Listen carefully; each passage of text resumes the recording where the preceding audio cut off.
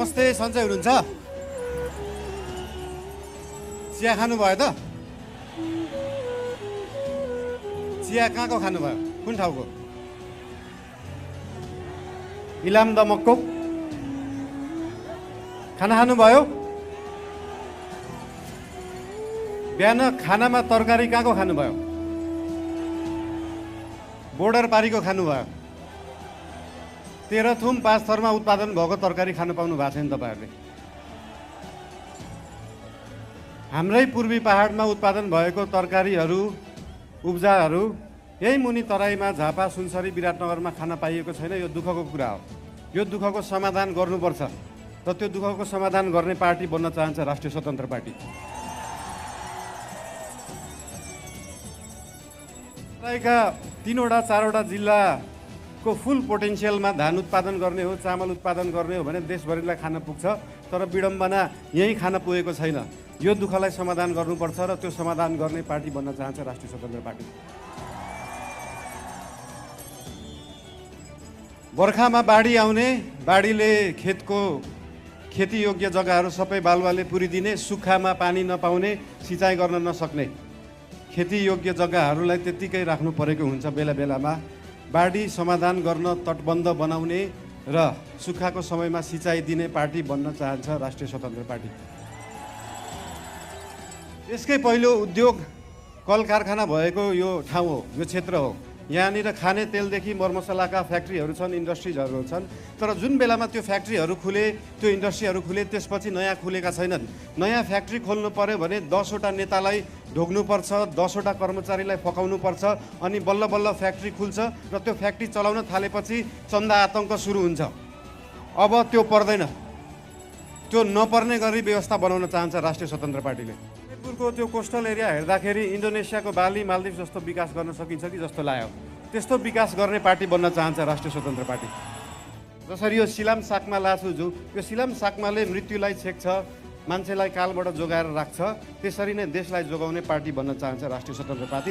शिव भगवानको पाउमा आएर, कैलाशको पाउमा आएर, आज कर्णालीमा आएर राष्ट्रिय स्वतन्त्र पार्टीको घोषणापत्र, बाचापत्र सार्वजनिक गर्न पाउँदा म लगायत हाम्रो पार्टीका सबै सदस्यज्यूहरू, सभापतिज्यूहरू तथा हाम्रा पार्टीका साधारण सदस्यज्यूहरू, सम्पूर्ण कर्णालीवासी नेपाली दाजुभाइ दिदीबहिनीमा आउनु पाउँदा धेरै धेरै खुसी लागेको छ। कर्णाली यो देशको सबैभन्दा ठुलो ताल, रारा ताल, राजा महेन्द्रले भन्नुभयो जस्तो स्वर्गकी अप्सरा भएको ठाउँमा आउन पाउँदा धेरै खुसी लागेको छ। मान्छेले देशलाई स्विजरल्यान्ड बनाउनु पर्छ भन्छन्। स्विजरल्यान्डको बाउ बढी मालिका यही छ, किन बनाउनु पर्यो स्विजरल्यान्ड?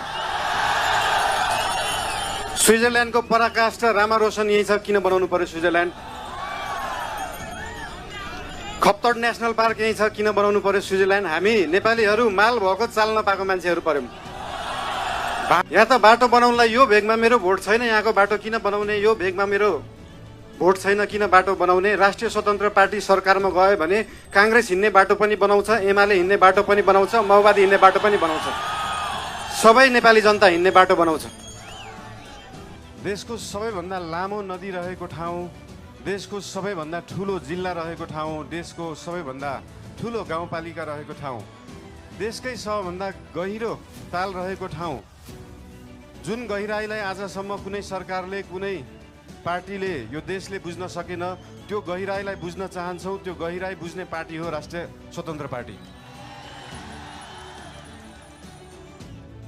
आजको दिनमा डोल्पाको सुन जस्तो मानिने यार्सा गुम्बा विश्वभरि पुग्न सक्छ, तर कर्णालीको स्याउ र मार्सी चामल त्यही चितवन र झापा पुग्न सक्दैन। यहाँको उत्पादनलाई कम्तीमा पनि देशभरि पुर्याउने पार्टी बन्न चाहन्छ राष्ट्रिय स्वतन्त्र पार्टी। आफैमा यो सिन्जा भ्याली सिभिलाइजेसन, सिन्जा उपत्यका सभ्यता भएको ठाउँ, नेपाली भाषाको उद्गम स्थल, खस भाषाको उद्गम स्थल। यहाँ आफ्नै भाषा छ, आफ्नै लिपि छ, आफ्नै चित्रकला छ, आफ्नै नाचगान छ, आफ्नै जात्रा पनि छ। यो सबै भयो भने एउटा सभ्यता मानिन्छ। त्यो सभ्यता जोगाउने पार्टी बन्न चाहन्छ राष्ट्रिय स्वतन्त्र पार्टी। जसरी काठमाडौँ महानगरपालिकामा हाम्रो नेवा सभ्यताको नाचगान, त्यहाँको लिपि, त्यहाँको बाजागाजा, त्यहाँका मूर्त अमूर्त सम्पदालाई हामीले जोगाएर राखेका छौँ। त्यसरी नै यहाँ कर्णालीको सभ्यतालाई हामी जोगाएर राख्न चाहन्छौँ र त्यो जोगाउने पार्टी हो राष्ट्रिय स्वतन्त्र पार्टी। देशमा अझै पनि भोकमरी छ, अझै पनि 4 वर्ष मुनिका बालबालिकाहरूको मृत्युदर एकदमै बढ्दो छ, महिलाहरूको आमाहरूको मृत्युदर बढ्दो छ, त्यो कर्णालीमा छ। र त्यो कर्णालीको पीडालाई, गरिबीलाई, त्यो दुःखलाई बेच्ने नेता धेरै आए, त्यो गरिबीलाई बुझ्ने नेता धेरै आएका छैनन्, अहिलेसम्म कोही आएको छैन। त्यो बुझ्ने नेताहरू बन्न चाहन्छ राष्ट्रिय स्वतन्त्र पार्टीका नेताहरू।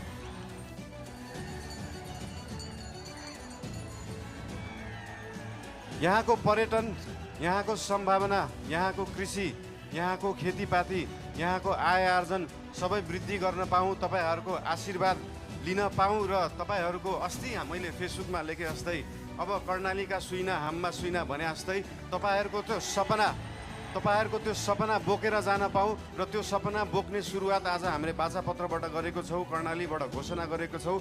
आज उपरान्तबाट त्यो सबै तपाईँका सपना हाम्रा सपना हुनेछन्, ती सपना बोकेर यहाँबाट जान पाऊँ। धेरै धेरै धन्यवाद। तपाईँहरूको फेभरेट कलर कुन हो? रङ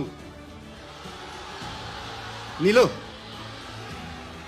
तपाईँहरूको फेभरेट बाजा कुन हो? बाजा बजाउनु मिल्ने चिज। यसपालि के गर्ने त्यसलाई?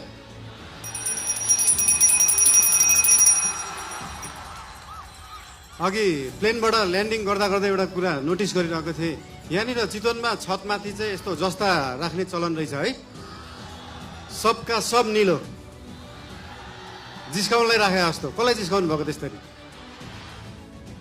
त्यो निलो छानाले चाहिँ त्यो छतलाई मक्किनबाट जोगाउँदो रहेछ क्या, राष्ट्रिय स्वतन्त्र पार्टी जस्तै।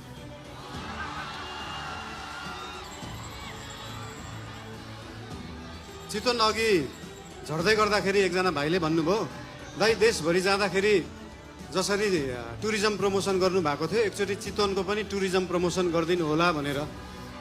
मैले भने मेसीलाई फुटबल खेल्न सिकाउनु पर्छ, रोनाल्डोलाई फुटबल खेल्न सिकाउनु पर्छ। हाम्रो चितवनका हाम्रा थारू समुदायमा भएका होमस्टेहरू, रिसोर्टहरूमा देख्न सकिन्छ कि यहाँको उत्पादन, यहाँको लुगा, यहाँको म्युजिक, यहाँको खानेकुरालाई कसरी उहाँहरूले टुरिज्म प्रमोसनको लागि उहाँहरूले विश्वमा चिनाउनु भएको छ। त्यो हेर्दाखेरि चितवनले चाहिँ देशलाई टुरिज्म प्रमोसन सिकाउनुपर्छ। घरमा खाने आफ्नो लोकल खाना, आफ्नो लोकल परिकार घरमा खाने, त्यो लोकल परिकारलाई एउटा इन्टरनेसनल क्युजाइनको रूपमा उहाँहरूले प्रस्तुत गर्न सक्नु भएको छ। त्यो पुरै देशले सिक्न जरुरी छ। सिकाउने हेन त चितवनवासीले पुरै विश्वलाई टुरिज्म प्रमोसन। राम्रो कुराहरू यहाँको ठाउँहरूको धेरै छन्। एउटा समस्या रहेछ, यहाँ हरेक वर्ष न्युजमा देख्न पाइन्छ किसानले बाटोमा दुध पोखाएको, तरकारी फालेको। त्यो के रहेछ भन्दाखेरि किसानले सही बजार नपाएको, किसानले सही मूल्य नपाएको एउटा समस्या रहेछ। केही सीमित बिचौलिया, केही सीमित नेताहरूको एउटा सिन्डिकेटले गर्दाखेरि पारी जुन अनुदानले कृषि हुन्छ त्यो सस्तो जस्तो देखिन्छ। त्यो सस्तो तरकारी यहाँ ल्याएर यहाँको किसानको मूल्य चाहिँ महँगो जस्तो देखाएर एउटा भ्रम सृजना गरेर किसानलाई मार्ने काम भएको छ। त्यो रोक्न जरुरी छ। फेरि यो चिज समाधान गर्दै गर्दाखेरि ओहो महँगो तरकारी खानुपर्ने भयो जस्तो लाग्ला, त्यो भ्रम हो। त्यो भ्रमलाई चाहिँ चिर्न जरुरी छ। नेपालमै उत्पादन भएको सस्तो बिजुलीलाई नेपालकै सस्तो कोल्ड स्टोरमा सिजनको बेला, जुन बेला तरकारी सस्तो हुन्छ त्यो बेला स्टोर गरेर राखियो भने भोलि महँगी हुने सिजनमा सेम मूल्यमा बेच्न सकिन्छ। किसानले पनि मूल्य पाउँछ, खाने मान्छेले पनि सस्तोमा तरकारी किन्न सक्छ। त्यो गर्न चाहन्छौँ हामी। तपाईँहरूले याद गर्नु भएको छ, देशभरि जुन लामो दूरीको यातायात ट्रकहरूमा नारायणी लेखा हुन्छ, याद गर्नु भएको छ नम्बर प्लेट। जसरी त्यो लोकल बसहरू, लामो दूरीको बसहरूको हब भएको छ यो चितवन, त्यसरी नै पूर्वदेखि पश्चिमसम्मको तरकारीलाई कोल्ड स्टोरेजमा स्टोर गर्ने हब बन्न सक्छ चितवन। त्यो बनाउन जरुरी छ। देशवासीलाई आफ्नै तरकारी खुवाउन जरुरी छ र किसानलाई सही मूल्य दिन जरुरी छ। बर्खामा हाम्रा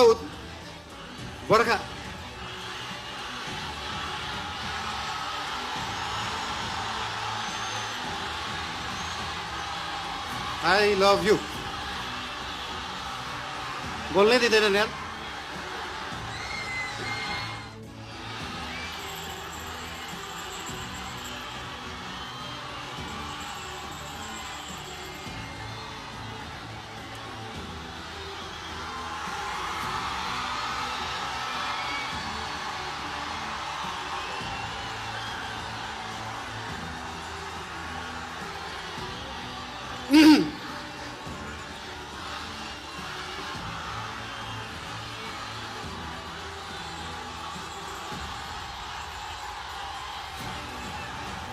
गीत बजाम नाचम।